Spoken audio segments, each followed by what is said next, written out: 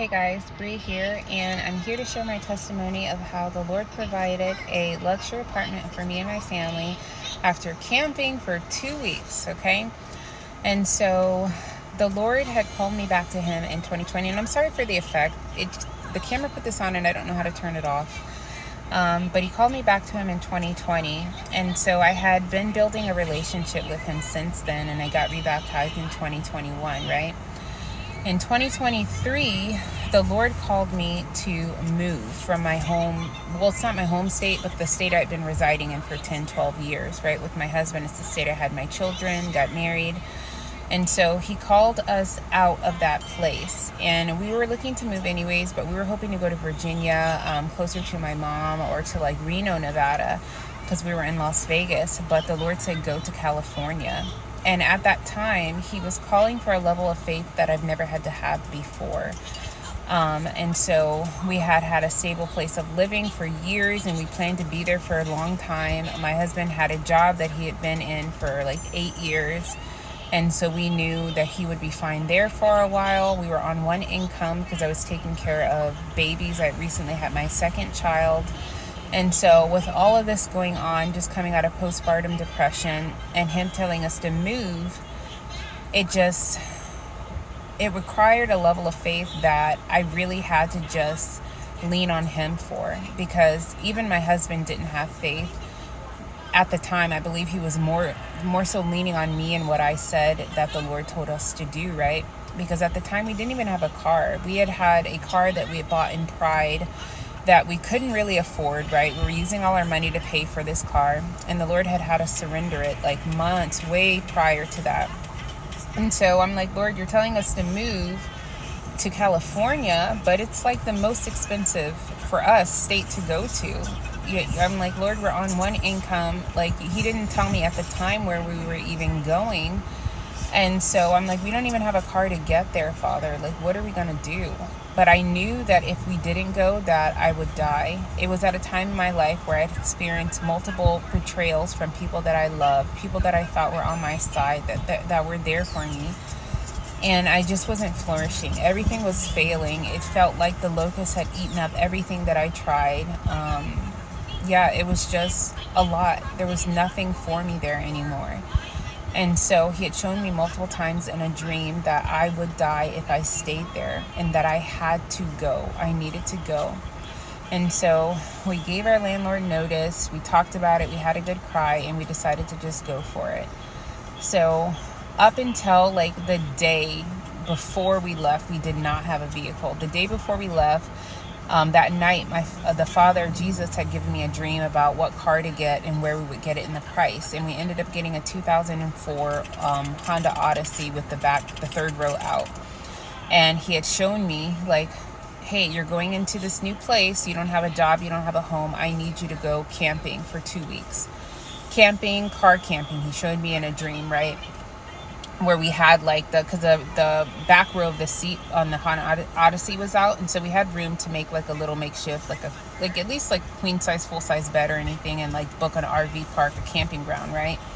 Or tent camp. He just said we needed to go camping for 2 weeks, give him 2 weeks, right? But we were prideful. We didn't want to do that. We wanted to get a hotel with a suite, because we're like, if we're moving us to California, we're going to live like the Californians live, right? You'll provide. You said you're sending us there. But we were moving in disobedience, right? And so He also told me, do not stop.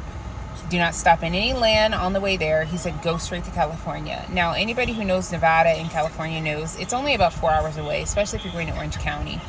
But we were disobedient in that, because back then we were still moving in pride as well. And so He said, don't stop. But we decided after 2 hours, we would stop, because we left with like a nice amount of money. And we were going to stop, and we were just going to stay at a hotel. After 2 hours of driving, there was no reason for that. But what happened was, not only did we blow a few $100s on that hotel midway to California, but on that particular day, there happened to be nails on it was like a little bridge that went like 10 feet until it blew out our tire, right? And so we couldn't move the vehicle. So we not only had to pay to replace the tires on the highway, we had to pay for the tow truck to come out to the highway. So we blew another $500-600 in just that, in just the tire, right? And so we haven't even gotten to our land, and we've already blown $1,000+ And so we get to our land, and instead of doing the camping trip, because we were prideful, we never camped before, we didn't want to do it, we booked a hotel with the suite and the kitchen and all like that we did not need. So that was disobedience number 2. And then which we didn't know because we've always been private renters, but when you're looking for an apartment, they have all kinds of ridiculous fees. You have to pay the application fee, but you also have to pay holding deposits, right, for them to hold it for you, $200-300 at a time.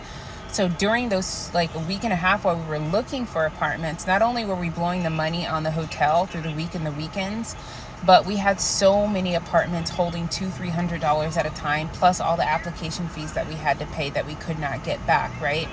And then we were still waiting on a few $1,000s from his retirement. Was it his retirement? It was something that we were waiting for that we were able to pull out to help us assist with the move, right? And so by the end of a few weeks, we had pretty much run out of what the Lord had provided for us, minus the money we were waiting for, in disobedience, right? So we ended up having to camp in our car for 2 weeks, right? Because of disobedience. If we had listened the first time, we had a good amount of money. We could have booked a nice lot, right? It had a fire pit, picnic table, grass, everything. We could have had a huge tent set up. It would have been beautiful. The girls would have loved camping. But we didn't do that, right? So we ended up car camping anyways. And it wasn't fun because we were in disobedience. We had run through all the funds that he'd given us. We hadn't got the funds that we were waiting for yet. We had blown through our money on all these application fees, and we weren't getting approved for the apartments. And I was just at a really low point, and I'm like, Lord, like, you brought us here. Like, what is this? And I asked him, is this where I'm supposed to be? And he said, yes, this is where you're supposed to be. So we had no choice but to sit and wait on the Lord because we were disobedient. Now, we were in Huntington Beach. We were right at the beach. They had a beautiful, if anybody's ever been to Huntington Beach Library, it's like on acres of land. They've got beautiful walking trails. And so during that time, we literally just got up early in the morning. We went to the beach. We walked the trails. We had signed up for a membership at Planet Fitness, and then we usually every week we'd spend a few nights in a hotel just to shower the girls and shower everybody. But for us, we'd never had to do that before, and so it was a very depressing time for us because we just didn't know when it was going to end or when we were going to get out, right?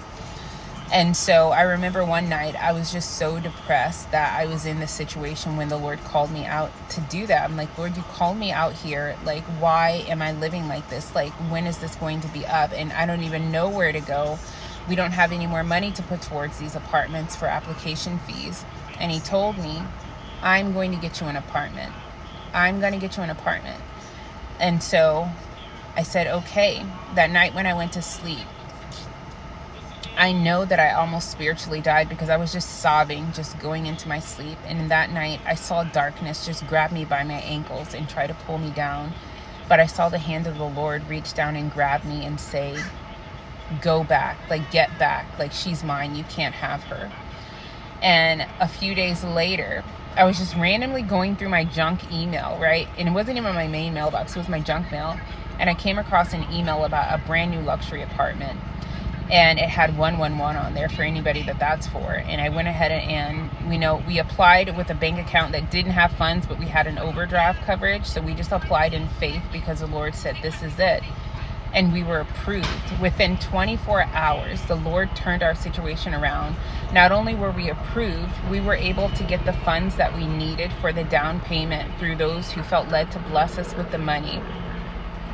And like, this is just a testament. Like, the Lord will do what he says he's going to do, but this is also a word of caution. Do what he says to do. If he tells you to car camp, if he tells you to go camping, if he says live with a friend for 2 weeks, do that, because the disobedience is not worth it.